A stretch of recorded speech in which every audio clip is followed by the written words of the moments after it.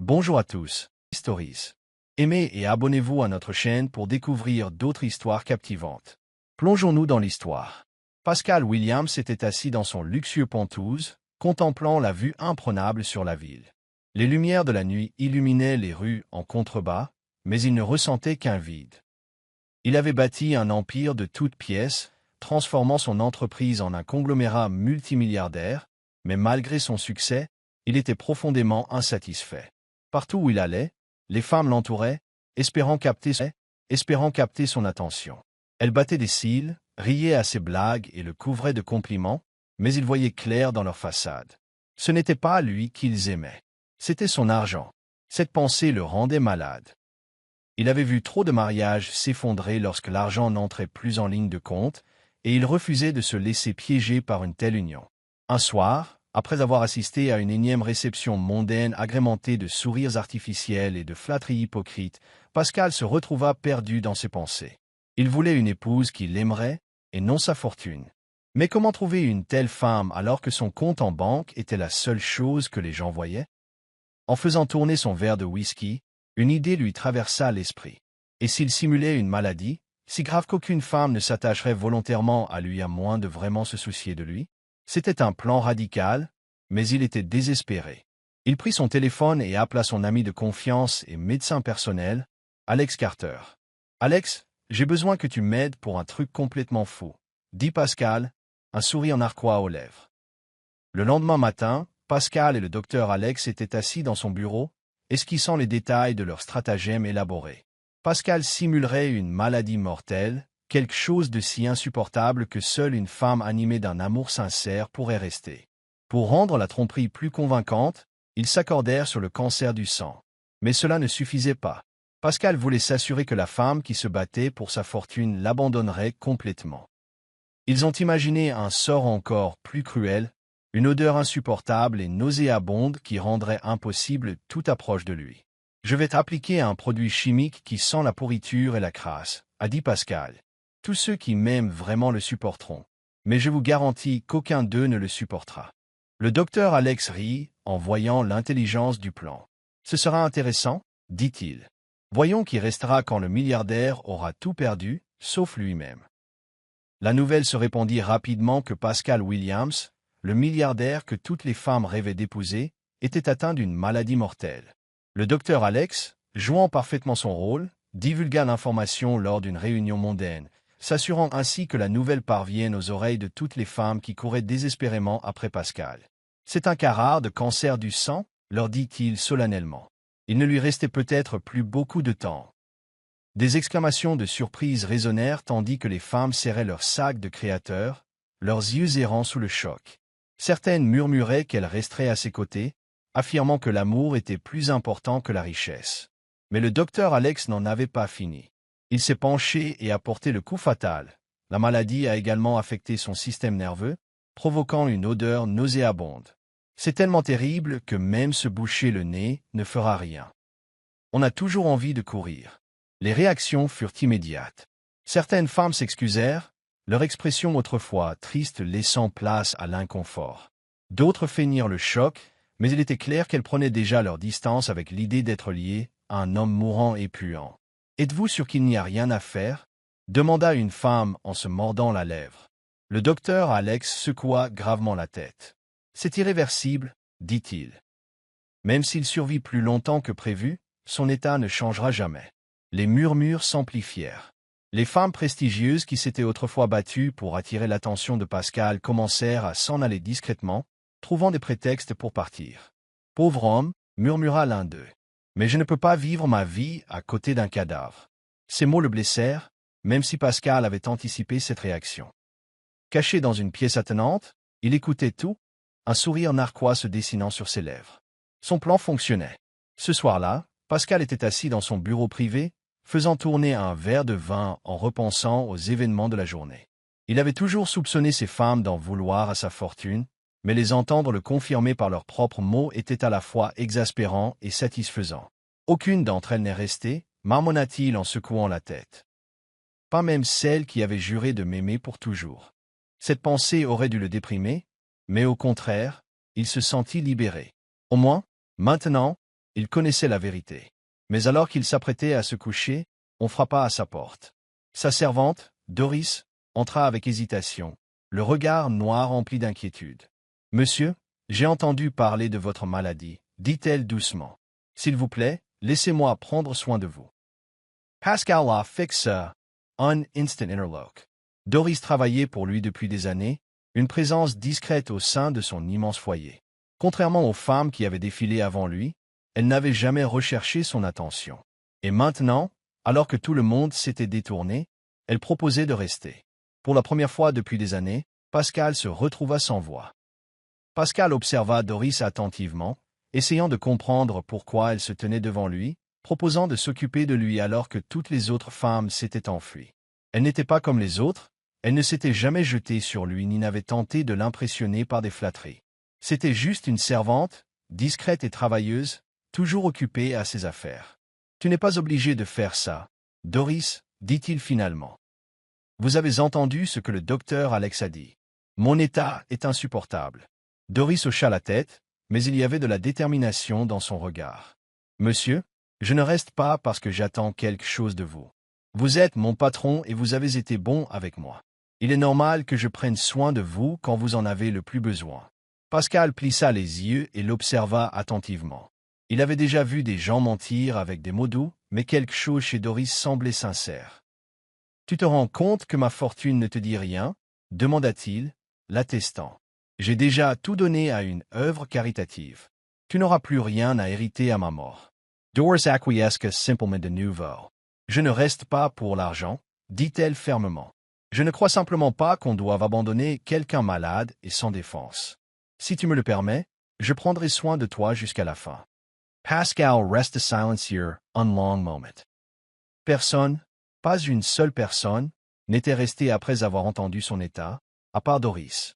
Quelque chose en lui bougea, mais il le repoussa. « Bien, » dit-il enfin. « Voyons combien de temps tu peux supporter ça. » Les jours suivants, Doris se consacra à prendre soin de Pascal.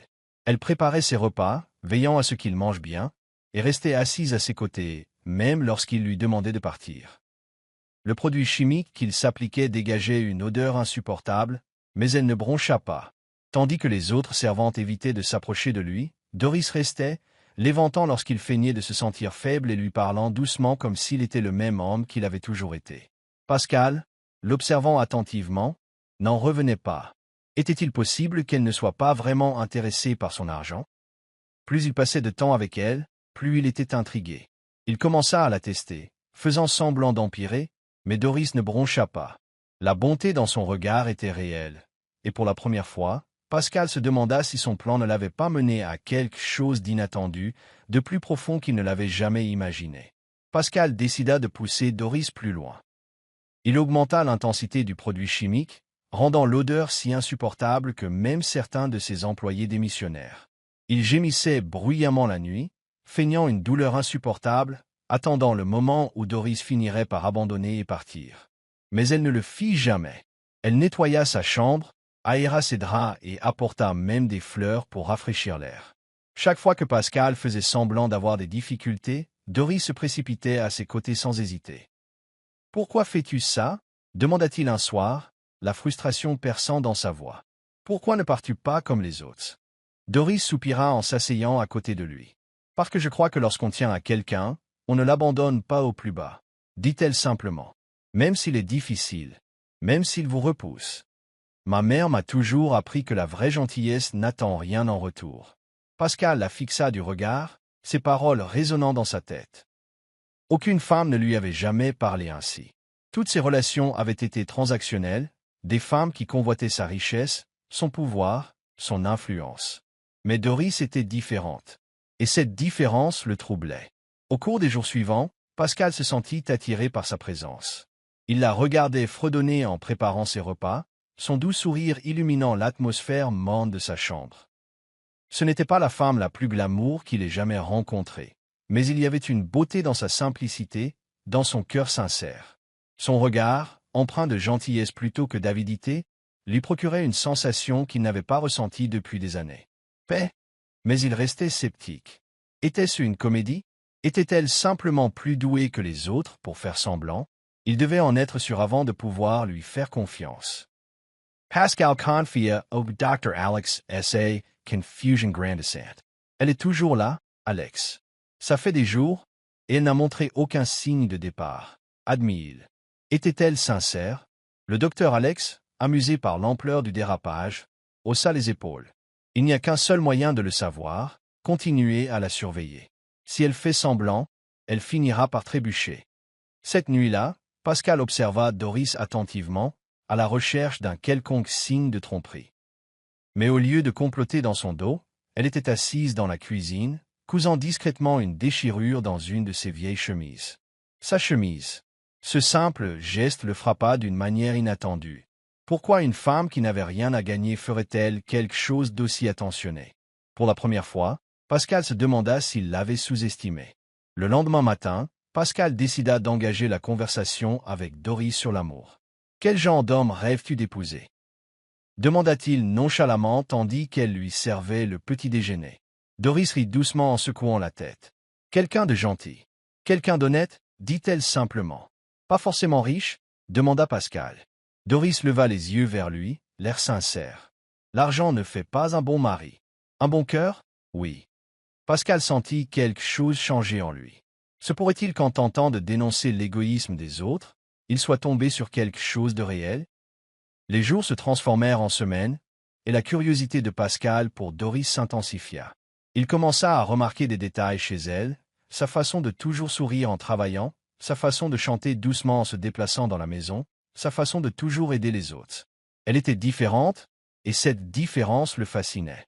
Pendant des années, il s'était entouré de luxe et de richesse, mais maintenant, une simple servante lui montrait ce qu'était la véritable attention. Un soir, alors que Pascal était assis dehors à regarder le coucher du soleil, Doris le rejoignit, assise à une distance respectueuse. « Avez-vous parfois regretté d'avoir travaillé ici » demanda-t-il. Doris secoua la tête. « Non, ce travail m'a donné un foyer. Un but. » Pascal l'observait attentivement. Elle ne ressemblait à aucune femme qu'il avait rencontrée. Et pour la première fois de sa vie, il ressentit quelque chose de réel, un lien qui n'avait rien à voir avec l'argent. Au fil des jours, Pascal s'est ouvert davantage à Doris, partageant des anecdotes sur son enfance, ses difficultés, sa solitude. Elle l'écoutait attentivement, sans jamais la juger, sans rien demander en retour. Pour la première fois de sa vie, Pascal se sentait perçu, non pas comme un milliardaire, mais comme un homme. Et cette prise de conscience le terrifiait. Car s'il tombait amoureux d'elle, que ressentirait-elle en apprenant la vérité? Pascal se sentit attiré par Doris d'une manière inattendue. Il avait voulu mettre les femmes de sa vie à l'épreuve, mais ce faisant, il avait découvert quelque chose de bien plus précieux. Une femme qui le voyait au-delà de sa richesse et de son statut. Plus il passait de temps avec Doris, plus il réalisait qu'elle ne ressemblait à personne qu'il ait jamais connu. Elle n'avait aucune arrière-pensée, aucune soif de bien matériel. Elle était simplement gentille, altruiste et dévouée. La voir prendre soin de lui, même lorsqu'elle pensait qu'il ne lui restait plus beaucoup de temps, suscitait des émotions auxquelles il ne s'était pas préparé. Un après-midi, alors que Doris rangeait les livres dans son bureau, Pascal lui demanda « Tu n'as pas peur de ma présence ?» Doris se tourna vers lui avec un sourire chaleureux. « Pourquoi aurais-je peur? À ta place, j'espère que quelqu'un restera aussi avec moi. » Ces paroles le frappèrent profondément. Pour la première fois, il se sentit indigne, non pas à cause de sa richesse, mais parce qu'il l'avait trompé. Il n'avait jamais hésité à manipuler les gens en affaires, mais avec Doris, la culpabilité le rongeait. Il se demandait ce qu'elle ferait si jamais elle découvrait la vérité. Le regarderait-elle toujours avec la même chaleur et la même attention? Pascal essayait de nier, mais il devenait douloureusement évident qu'il s'éprit de Doris. Il se surprit à attendre sa présence avec impatience, à se sentir réconforté par sa voix, étrangement, à se sentir en paix dès qu'elle était près de lui. Mais ce qui le troublait le plus, c'était qu'elle n'avait rien fait pour mériter son affection. Elle était simplement elle-même. Elle ne cherchait pas à l'impressionner, ne recherchait pas son approbation, et pourtant elle avait conquis son cœur sans effort. Un soir, alors que Doris ajustait ses oreillers, leurs mains se frôlèrent un bref instant.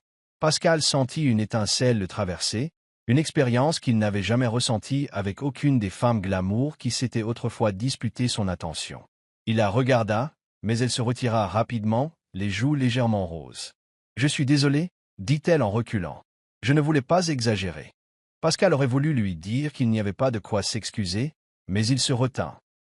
S'il avouait ses sentiments maintenant, il devrait lui dire la vérité, et il n'était pas prêt à cela. Au lieu de cela, il hocha simplement la tête, faisant semblant de ne pas remarquer les battements rapides de son cœur. Pascal se trouvait à la croisée des chemins. Il n'aurait jamais imaginé rencontrer quelqu'un comme Doris, et encore moins éprouver des sentiments pour elle. Elle n'était pas comme les autres, elle ne s'intéressait pas à sa fortune, n'avait aucune intention cachée. Sa sincérité le faisait se sentir vulnérable et indigne, mais son plan reposait sur un mensonge, et il craignait de perdre sa confiance à jamais s'il avouait maintenant.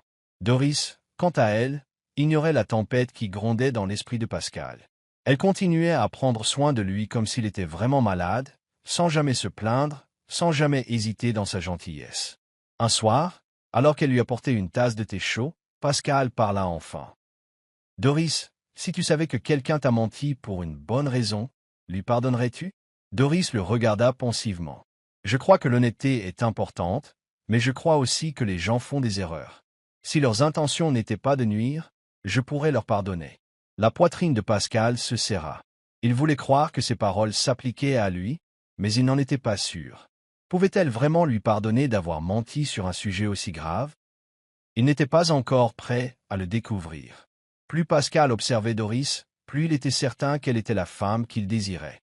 Non pas pour sa fortune, ni pour son nom, mais simplement pour ce qu'il était. Mais comment aller de l'avant alors que leur relation reposait entièrement sur la tromperie? Le poids de son secret s'alourdissait chaque jour, et Pascal savait qu'il ne pourrait pas le garder caché éternellement. Il devait lui dire la vérité, quelles qu'en soient les conséquences. Un soir, alors que Doris rangeait après le dîner, Pascal la fit venir dans son bureau. Son cœur battait fort lorsqu'il croisa son regard curieux. « Doris, j'ai quelque chose à te dire » commença-t-il d'une voix tremblante. Elle hocha la tête, attendant patiemment. Pascal prit une profonde inspiration. « Je ne suis pas malade. Je ne l'ai jamais été. » Le silence emplit la pièce tandis que Doris cligna des yeux, confuse. « Que veux-tu dire » demanda-t-elle. Pascal de glittait difficilement. J'ai simulé ma maladie pour voir qui se souciait vraiment de moi. Toutes ces femmes sont parties en pensant que j'allais mourir. Mais toi, tu es resté. Doris le fixate, elle est indéchiffrable. Pour la première fois depuis sa rencontre, Pascal craignait d'avoir tout gâché. Venait-il de perdre la seule personne qui s'était jamais souciée de lui sans réserve? Doris resta figée, son esprit peinant à assimiler les paroles de Pascal. Il n'était pas malade. Il avait menti surtout. Le poids de sa confession lui pesait sur la poitrine, et elle avait l'impression que l'air avait été aspiré hors de la pièce. « Tu as tout menti » murmura-t-elle finalement, la voix tremblante d'incrédulité. Pascal hocha la tête, l'air indéchiffrable. « Il les fallait, admit-il. J'avais besoin de savoir qui tenait vraiment à moi et qui ne voulait que mon argent. » Doris recula en secouant la tête. « Alors tu as joué ce rôle, faire croire aux gens que tu allais mourir, juste pour les tester ?» Sa voix était teintée d'un mélange de colère et de déception. « Tu sais ce que ça veut dire, Pascal? Ça veut dire que tu as joué avec les émotions des gens. Tu leur as fait croire qu'ils allaient te perdre. Tu m'as fait croire que sa voix s'était brisée et qu'elle s'était détournée, incapable de terminer. Elle avait mis tout son cœur à prendre soin de lui, pensant apporter du réconfort à un homme mourant. Mais tout cela n'avait été qu'un mensonge. La confiance qu'elle avait bâtie avec lui s'était brisée en un instant. Pascal ressentit une vive douleur à la poitrine, non pas due à la maladie, mais au regret. Il s'était préparé à la colère, à la frustration, mais rien n'aurait pu le préparer à la douleur dans le regard de Doris. « Je ne voulais pas te blesser, » dit-il doucement en s'approchant. « Je voulais juste trouver quelqu'un qui m'aimerait pour qui je suis. » Doris laissa échapper un rire amer. « Et moi? As-tu déjà imaginé ce que je ressentirais ?» Elle se tourna vers lui, les yeux. « Je suis resté parce que je pensais que tu avais besoin de moi. J'ai enduré l'odeur, les longues nuits passées à prendre soin de toi, non pas parce que je voulais quelque chose en retour, mais parce que je croyais que c'était la bonne chose à faire. Et maintenant, tu me dis que c'était un jeu ?» Elle secoua la tête et prit une grande inspiration. « On ne teste pas les gens comme ça, Pascal. L'amour n'est pas quelque chose qu'on force à prouver. C'est quelque chose qui arrive naturellement. » Pascal n'avait pas de mots. Il ne s'était jamais senti coupable de quoi que ce soit dans sa vie, mais cette fois, c'était différent. Il voulait arranger les choses, mais il ne savait pas comment. Parviendrait-elle un jour à lui pardonner? Doris avait besoin d'espace. La maison, autrefois un lieu de réconfort, lui semblait désormais un piège.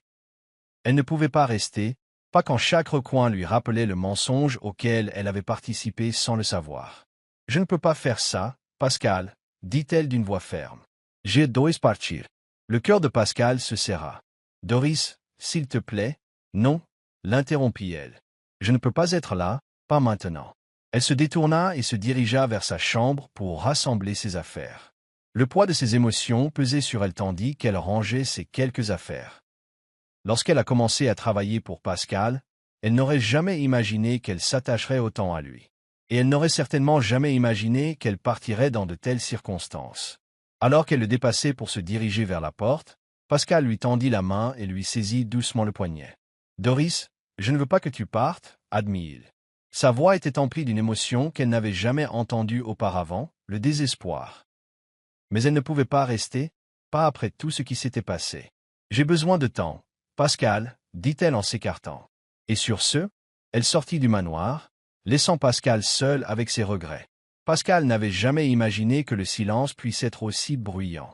Sans Doris, le manoir lui semblait vide, sans vie. Il avait toujours pensé qu'il n'avait besoin de personne, que son argent suffisait à lui acheter tout ce qu'il désirait. Mais maintenant, il réalisait qu'il y avait une chose que l'argent ne pouvait acheter, l'amour. Pendant des jours, il essaya de s'occuper.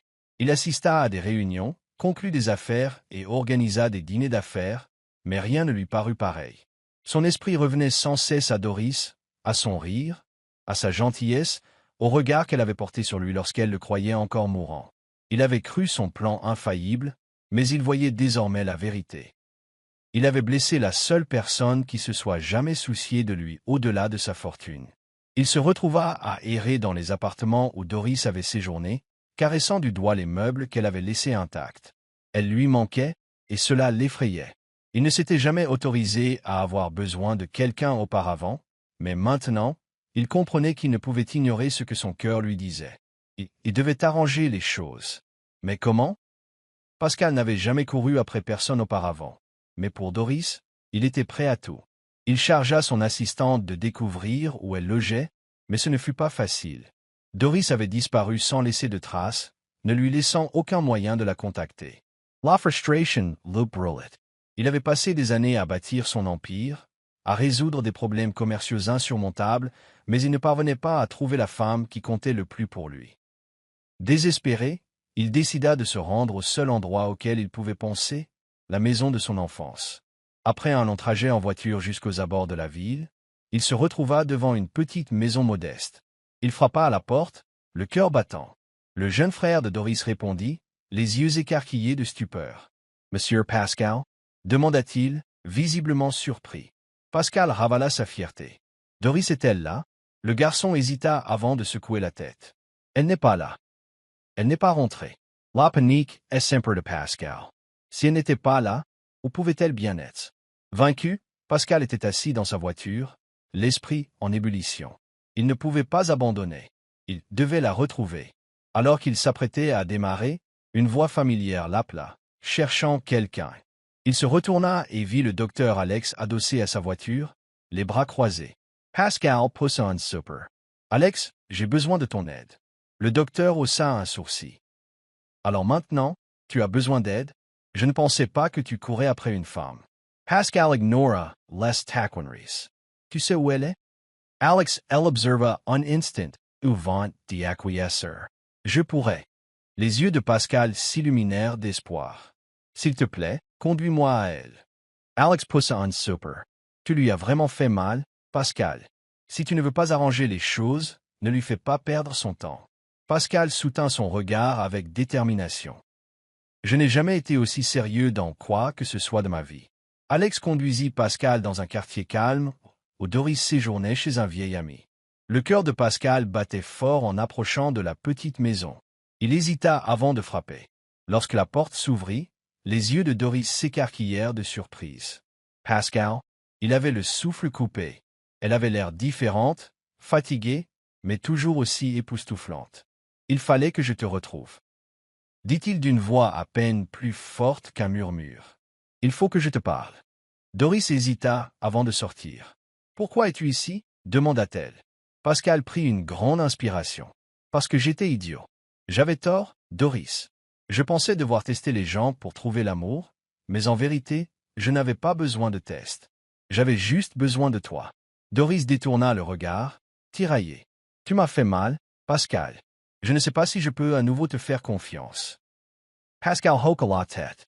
Je sais, mais je suis prête à passer le reste de ma vie à te prouver que j'ai changé. Doris l'observa un long moment, puis soupira. Doris était assise sur le porche, les yeux rivés au sol, l'esprit submergé par les émotions. Revoir Pascal avait réveillé des sentiments qu'elle avait tant essayé de réprimer. Elle s'était convaincue que le quitter était la meilleure décision, et pourtant, il était là, debout devant elle, avouant ses erreurs. Pouvait-elle lui faire à nouveau confiance? Pascal était assis à côté d'elle, son assurance habituelle remplacée par une certaine incertitude. Doris, commença-t-il doucement, je ne m'attends pas à ce que tu me pardonnes du jour au lendemain. Je veux juste avoir la chance de te prouver que je ne suis plus celui qui t'a menti. Sa voix était pleine de sincérité, une sincérité que Doris n'avait pas l'habitude d'entendre de sa part. Elle se tourna vers lui, scrutant son visage à la recherche d'une quelconque trace de tromperie. Mais elle ne vit que regret et nostalgie. « Tu as trahi ma confiance, Pascal, murmura-t-elle. Comment savoir si ce n'est pas un autre jeu? Pascal secoua la tête. Parce que te perdre m'a fait comprendre que l'amour ne consiste pas à tester les gens. Il s'agit de les chérir. Et j'ai été stupide de risquer de te perdre. Doris soupira, déchirée entre son cœur blessé et l'homme qui tentait désespérément d'arranger les choses. Doris voulait le croire, mais la peur la retenait. Toute sa vie, elle avait été prudente, veillant à ce que personne ne puisse abuser de sa gentillesse. Elle avait érigé des murs autour de son cœur, et Pascal les avait brisés, la laissant blessée. Pouvait-elle à nouveau tout risquer? Pascal semblait sentir son hésitation. « Je sais que les mots ne suffisent pas, » admit-il. « Alors je ne vais pas juste parler, je vais te montrer. » Il se leva et fit un pas en arrière. « Je t'attendrai, Doris.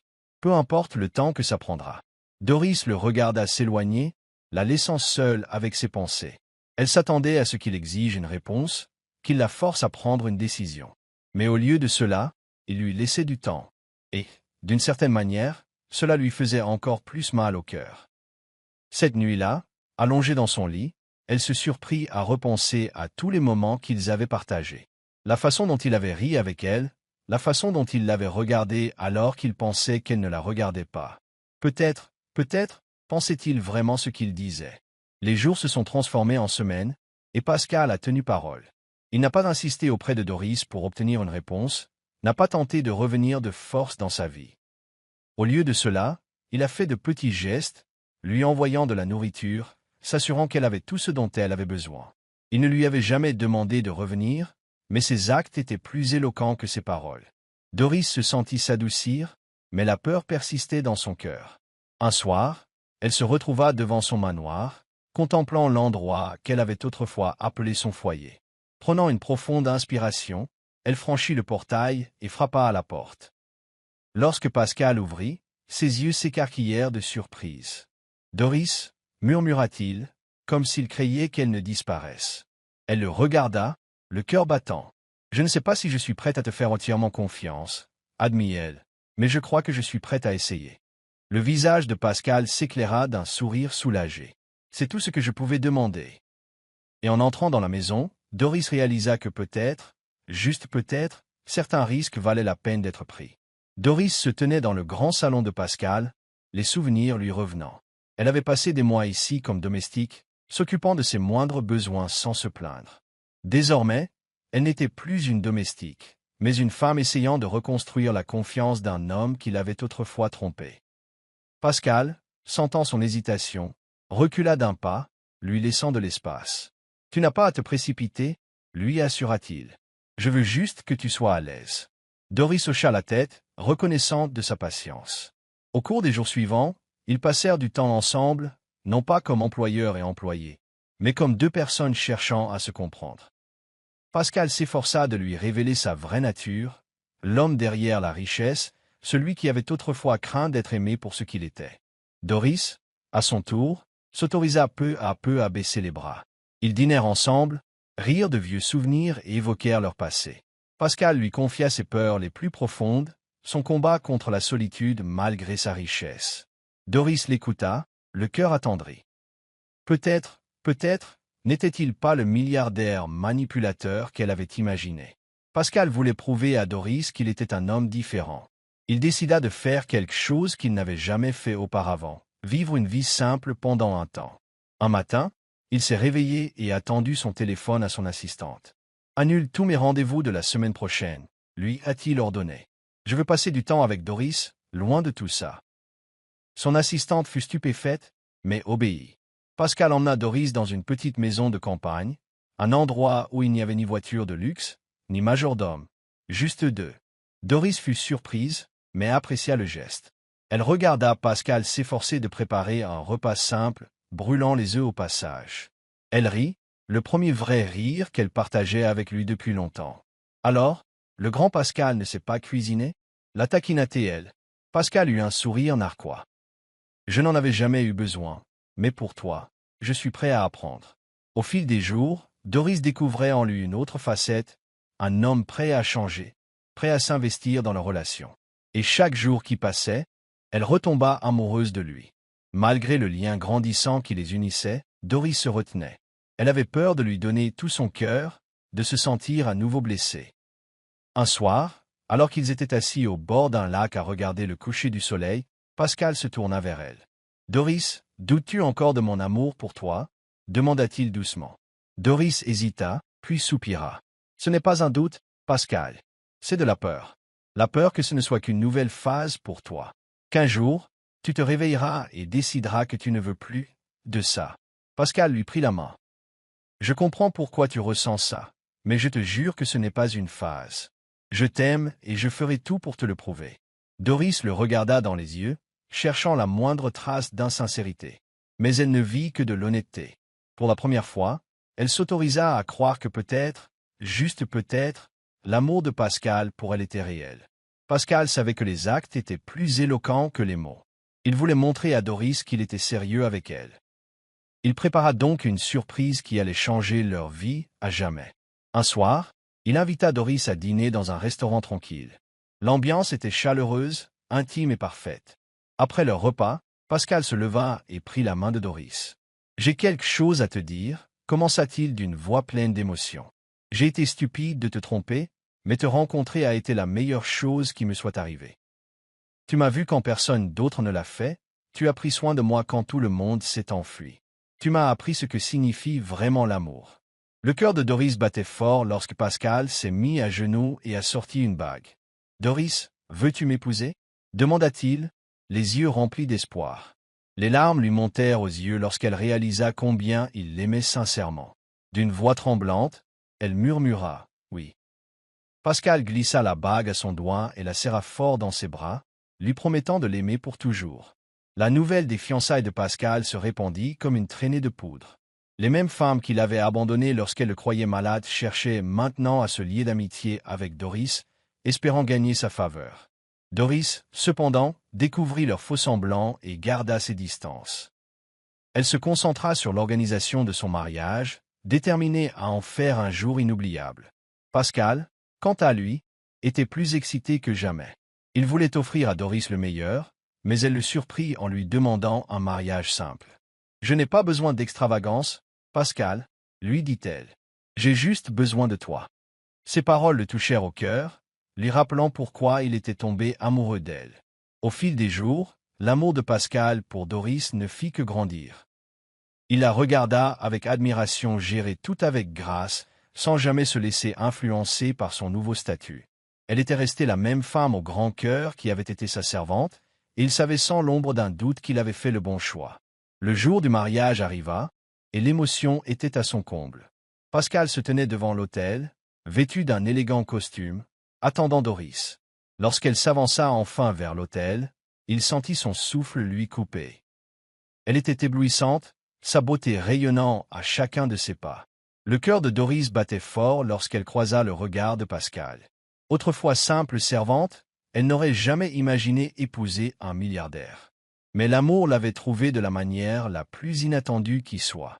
Alors qu'ils échangeaient leurs vœux, Doris sentit les larmes lui monter aux yeux. « Je te promets de t'aimer, non pour ta richesse, mais pour l'homme que tu es, » dit-elle. La voix de Pascal tremblait d'émotion lorsqu'il répondit « Je te promets de te chérir et de te respecter toute ma vie. » Lorsque le prêtre les déclara mari et femme, Pascal entraîna Doris dans un baiser profond et passionné, scellant leur amour à jamais. La vie de couple était différente, mais de la meilleure des manières. Doris et Pascal profitaient pleinement de leur vie commune, apprenant chaque jour davantage l'un de l'autre. Pascal pensait que la richesse était tout, mais avec Doris, il réalisa que l'amour était le plus grand trésor. Ils voyageaient ensemble, partageaient des nuits paisibles sous les étoiles et bâtissaient un foyer rempli de rire et d'amour. Doris ne laissait jamais la richesse la changer, et Pascal admirait cela chez elle. Ils affrontaient des difficultés, mais leur amour les rapprochait toujours. Un jour, Pascal serra Doris contre lui et lui murmura « Merci de m'avoir aimé quand personne d'autre ne le faisait. » Doris sourit, la tête appuyée contre sa poitrine. « Et merci de m'avoir prouvé que le véritable amour existe toujours. » L'amour de Pascal et Doris n'a fait que s'approfondir avec le temps. Leur mariage était rempli de joie, mais ils savaient tous deux que le véritable amour ne se résumait pas au bonheur, mais qu'il s'agissait aussi de surmonter les difficultés ensemble. Doris, désormais l'épouse respectée d'un milliardaire, refusait de laisser son nouveau statut la changer. Malgré une maison pleine d'ouvriers, elle préparait toujours le petit déjeuner pour Pascal chaque matin, un moment qu'il chérissait profondément. Un soir, Doris s'assit à côté de Pascal, un sourire nerveux aux lèvres. « Pascal, j'ai quelque chose à te dire, » murmura-t-elle. Il se tourna vers elle, le cœur battant à tout rompre. « Je suis enceinte. » Pascal resta un instant sans voix, puis le rire et la joie jaillirent de lui. Il la prit dans ses bras, la fit tournoyer et hurla d'excitation. C'était le moment le plus heureux de sa vie. L'homme qui avait autrefois craint d'être aimé pour sa richesse avait désormais bâti une vie où l'amour était son plus grand trésor. Les mois qui suivirent furent remplis d'excitation et de préparatifs. Pascal, mari protecteur, veilla à ce que Doris ait tout ce dont elle avait besoin. Il assista à tous les rendez-vous médicaux, lut des livres sur la paternité et conçut même lui-même une chambre d'enfant. Doris, observant son dévouement, réalisa combien Pascal avait changé. Il n'était plus le milliardaire qui devait tester l'amour, il était désormais un homme qu'il avait trouvé dans sa forme la plus pure.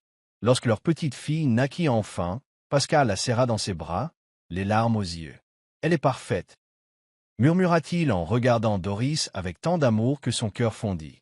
Ils la prénommèrent Olivia, et à partir de ce jour, Pascal consacra sa vie à sa famille. Il dirigeait toujours son empire, mais désormais, il veillait à être à la maison pour le dîner, à lui lire des histoires avant de dormir et à savourer chaque instant. Le milliardaire que personne ne voulait épouser avait trouvé tout ce dont il avait besoin dans l'amour de sa femme et de son enfant. Les années passèrent, et l'histoire d'amour de Pascal et Doris devint celle dont on parlait avec admiration. Ils eurent d'autres enfants, créèrent des œuvres caritatives pour aider les personnes dans le besoin et inspirèrent d'innombrables autres personnes par leur parcours. Doris, autrefois simple servante, était désormais le cœur de l'univers de Pascal, la mère de ses enfants et celle qui lui avait appris le véritable sens de l'amour. Un soir, alors qu'ils étaient assis sur le balcon, regardant leurs enfants jouer dans le jardin, Pascal se tourna vers Doris et lui prit la main. « J'ai cru un jour que personne ne m'aimerait jamais pour ce que je suis, » dit-il doucement. « Mais tu m'as prouvé le contraire. » Doris sourit, la tête posée sur son épaule. « Et moi, j'ai cru un jour que j'étais destiné à une vie de lutte. Mais l'amour m'a trouvé de la manière la plus inattendue. » Pascal l'embrassa sur le front, la serrant fort contre lui. Ils avaient affronté des épreuves. Et surmonté des tours que rien ne pouvait briser.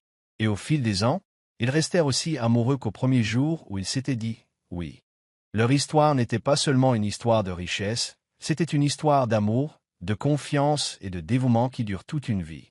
Au fil des ans, l'empire de Pascal et Doris s'est développé, mais les défis qui l'accompagnaient ont également grandi. Avec l'âge d'Olivia et la scolarisation de leurs autres enfants, le couple a dû concilier vie de famille et exigences toujours plus grandes de leurs entreprises. Tandis que Doris gérait leur vie personnelle, veillant à ce que leurs enfants reçoivent une éducation solide, Pascal, malgré leur fortune, se retrouvait constamment plongé dans les affaires. Un jour, Doris remarqua un changement dans son comportement. Il passait plus de temps au bureau et moins avec sa famille. Ses yeux autrefois brillants, emplis d'excitation et de chaleur, semblaient maintenant voilés par le stress. Doris, épouse toujours attentionnée, savait que quelque chose n'allait pas. Elle essaya de lui parler, mais Pascal la repoussa, affirmant que tout allait bien. Doris, cependant, sentait que son mari était aux prises avec un problème plus profond. Tard un soir, alors que les enfants étaient endormis, Doris s'approcha de Pascal, assis tranquillement en face de lui dans son bureau. « Pascal, tu ne peux pas porter le poids du monde tout seul, dit-elle doucement, la voix pleine d'inquiétude. Je vois comme tu as changé. S'il te plaît, parle-moi. » Pascal la regarda, les yeux emplis d'épuisement et de culpabilité. « J'étais tellement concentré sur le fait que nous ayons tout ce qu'il nous faut que j'ai perdu de vue l'essentiel. » C'était la première fois qu'il avouait ses difficultés, et Doris savait qu'ensemble, ils pourraient tout surmonter. Dans les semaines qui ont suivi, Pascal et Doris ont élaboré un plan pour redéfinir leurs priorités. Ils ont décidé de faire une pause dans leur activité pour passer du temps de qualité en famille. Pascal a commencé à assister aux événements scolaires avec les enfants, à les aider dans leurs devoirs et à apprendre à apprécier les petits moments du quotidien qu'il avait négligés dans sa quête de réussite. Doris, toujours pragmatique, a joué un rôle plus actif au sein de l'entreprise, apportant un regard neuf sur l'entreprise, ce qui a revigoré l'équipe. Le couple a clairement fait valoir que leur mariage et leur famille passaient avant tout, et l'entreprise suivait. Ce n'était pas facile, mais grâce au soutien indéfectible de Doris et à la volonté d'évolution de Pascal, leur lien s'est encore renforcé. Pour la première fois depuis des années, Pascal était vraiment heureux, non pas grâce à sa richesse, mais parce qu'il avait redécouvert l'essentiel. L'amour de Doris et la joie de leurs enfants comblaient le vide qu'il avait autrefois cherché à combler par la seule réussite. Un jour, alors qu'ils regardaient leurs enfants jouer dans le jardin, Doris se tourna vers Pascal, un sourire aux lèvres. « Tu te souviens de notre première rencontre ?» demanda-t-elle. Pascal rit. « Comment ai-je pu oublier ?» répondit-il d'une voix pleine d'amour. « Tu étais le seul à me voir tel que j'étais. » Doris hocha la tête, son sourire s'élargit. « Et tu étais le seul à me faire croire que les rêves peuvent vraiment se réaliser. » La décision de Pascal et Doris de se recentrer sur la famille et leurs valeurs commença à se répercuter dans leur vie de manière inattendue. Leur histoire en inspira d'autres, et bientôt, on leur demanda d'intervenir lors de conférences sur la façon dont ils avaient réussi à concilier famille, amour et travail. Ce qui avait commencé comme un désir d'échapper aux pressions de leur succès s'est transformé en une opportunité d'aider d'autres personnes à trouver un équilibre dans leur vie. Lors d'une de ces conférences, Pascal a partagé leur parcours, parlant honnêtement des défis auxquels ils ont été confrontés. « Je pensais que la richesse me rendrait heureux, » a-t-il avoué, la voix pleine de vulnérabilité. « Mais j'ai appris que le vrai bonheur ne vient pas de l'argent ou du succès. Cela vient des gens que vous aimez et des relations que vous entretenez. » Se tenait Doris à côté de lui, la main posée sur son bras. « Il est facile de se perdre dans la poursuite du succès, » ajouta-t-elle.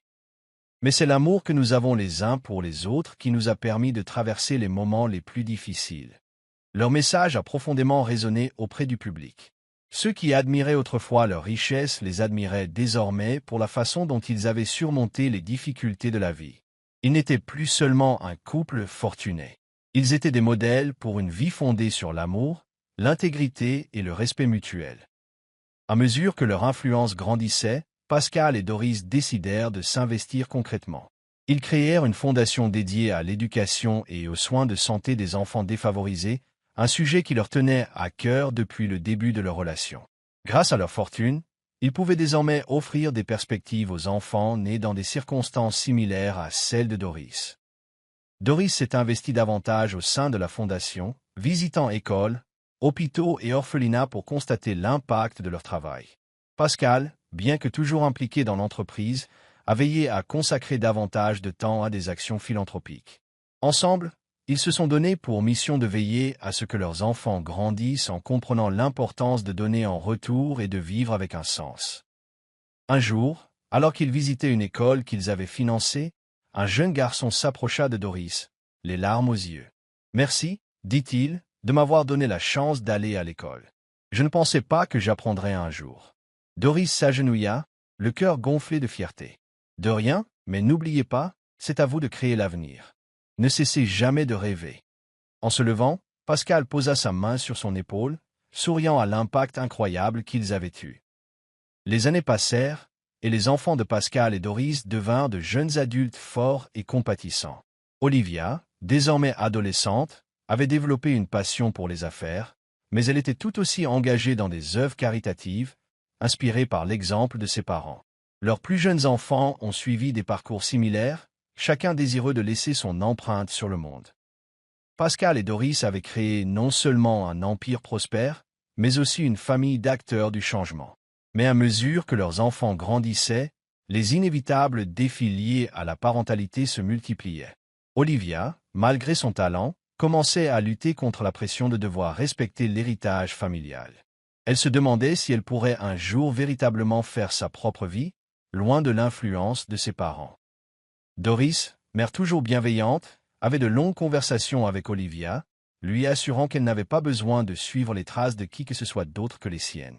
Un soir, Pascal se joignit à la conversation. « Olivia, dit-il d'une voix ferme, tu n'as pas besoin d'être parfaite et tu n'as pas à porter le poids de notre empire. Sois fidèle à toi-même, et tout le reste viendra naturellement. » Doris acquiesça. « Nous serons toujours là pour te soutenir, quel que soit ton choix. » Grâce à leur amour et à leurs conseils, Olivia a trouvé sa voie, réalisant qu'elle n'avait pas besoin d'être ses parents pour changer le monde. Au fil des ans, Pascal et Doris ont compris qu'il était temps de prendre progressivement du recul par rapport à leurs entreprises. Ils avaient bâti un empire, mais ils savaient que leurs enfants étaient prêts à en prendre la relève. Olivia, désormais femme d'affaires accomplie, prit la direction de l'entreprise, tandis que ses frères et sœurs occupaient des postes de direction au sein de la fondation. Pascal et Doris n'étaient plus nécessaires à la direction. Ils avaient passé le flambeau avec succès. Même si Pascal avait du mal à abandonner ce qu'il avait bâti avec tant d'efforts, il savait que c'était la bonne décision. Il avait toujours souhaité que ses enfants soient des leaders à part entière, et il les voyait désormais assumer leur rôle avec confiance et sagesse. Doris aussi savait qu'il était temps de savourer le fruit de leur travail, de passer plus de temps à voyager et à profiter de leur famille. Un soir, assis sur leur balcon à regarder le coucher du soleil, Pascal se tourna vers Doris. « Nous l'avons fait, dit-il doucement. Nous avons construit quelque chose qui durera. » Doris sourit, le cœur rempli. « Oui, nous l'avons fait. Et maintenant, nous voyons nos enfants faire de même. » Leur parcours ne consistait pas seulement à créer de la richesse, mais à créer un héritage d'amour, de confiance et d'émancipation qui perdurerait pour les générations à venir. En regardant leurs petits-enfants jouer dans le jardin, Pascal et Doris ont réalisé que la boucle était bouclée. Leur vie, autrefois empreinte d'incertitudes et de difficultés, témoignait désormais de la puissance de l'amour et de la persévérance. Ils avaient bâti une famille et un empire commercial, mais surtout, ils avaient bâti un héritage de gentillesse, de générosité et de soutien. Doris souriait en regardant Pascal jouer avec leurs petits-enfants. Ses cheveux grisonnaient, mais son esprit était toujours aussi vif. Elle le rejoignit, ensemble, ils savourèrent la joie simple d'être entourés de leur famille. « Nous avons fait du chemin, » dit Pascal en prenant la main de Doris. « Et je ne changerai rien. » Leurs enfants et petits-enfants, tous épanouis, étaient la preuve vivante de la puissance de l'amour inconditionnel. Tournés vers l'avenir, ils savaient que les valeurs qu'ils avaient inculquées à leur famille continueraient de guider la génération suivante. Pascal et Doris comprirent alors qu'ils avaient créé quelque chose de véritablement intemporel. Avec le temps, Pascal et Doris grandissaient, mais leur amour ne faiblissait jamais. Ils continuaient à profiter de leur famille, de leur travail et de la certitude d'avoir bâti quelque chose d'incroyable, ensemble. Leur histoire a rappelé à tous ceux qui les connaissaient que la véritable richesse réside dans les relations que l'on construit, et non dans les biens matériels que l'on accumule. Lorsque Doris est décédée, entourée de sa famille et de ses proches, Pascal a eu le cœur brisé, mais il a trouvé du réconfort dans la vie qu'ils avaient partagée. Il a continué à incarner les valeurs qu'ils avaient inculquées à leurs enfants, sachant que l'esprit de Doris le guiderait toujours. Pascal vécut encore plusieurs années, perpétuant le souvenir de Doris. À sa mort, il était entouré des enfants et petits-enfants qu'ils avaient élevés ensemble. Leur héritage ne résidait pas seulement dans la richesse accumulée, mais aussi dans l'amour, l'intégrité et la générosité qui perdureraient pour les générations à venir. Les enfants de Pascal et Doris poursuivirent l'œuvre de leurs parents, non seulement dans leurs affaires, mais aussi dans leurs relations avec autrui. Olivia, aujourd'hui à la tête de l'entreprise, la dirigeait avec le même soin et la même passion que ses parents. Elle consacrait une partie des bénéfices à leur fondation, veillant ainsi à perpétuer l'esprit de générosité.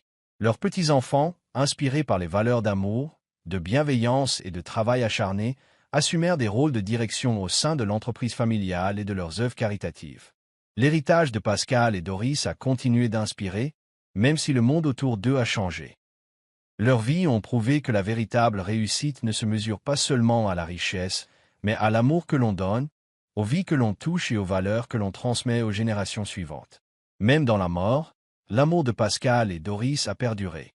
Leurs enfants et petits-enfants ont porté le flambeau, préservant l'unité et la force de la famille. L'histoire d'amour de Pascal et Doris est devenue plus qu'une simple histoire de richesse et de réussite. C'est une histoire d'amour profond et durable, un amour qui transcende le temps. Si leur héritage a continué d'inspirer les générations futures, leur famille est restée unie, ancrée dans l'amour transmis. Leur nom resterait gravé dans la mémoire, non seulement comme fondateur d'un empire commercial prospère, mais aussi comme exemple de la façon dont l'amour, la famille et la générosité pouvaient créer un monde de sens au-delà de la richesse. Et dans le cœur de ceux qui les connaissaient, Pascal et Doris resteraient à jamais gravés dans la mémoire, non pas comme un couple milliardaire, mais comme deux personnes qui ont trouvé le plus grand trésor de la vie, l'un dans l'autre. Voilà pour l'histoire. Qu'avez-vous appris de cette histoire? Aimez notre chaîne et abonnez-vous pour découvrir d'autres histoires intéressantes. Merci de votre attention.